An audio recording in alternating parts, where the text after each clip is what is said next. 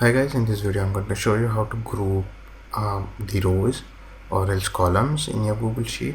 All you have to do is select the rows, and then let's say if I want to group 2 to 6 rows, select these rows and then take a right click. You'll see an option called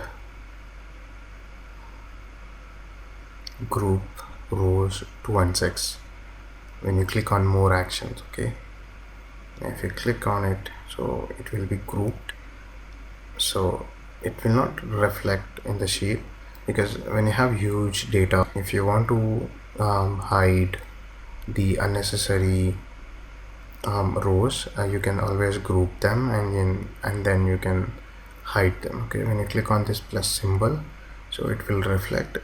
If you click on the if you click on it again, then it will hide. So in this way you can group the rows and columns in your Google Sheet. That is it from my end. Thank you so much for watching.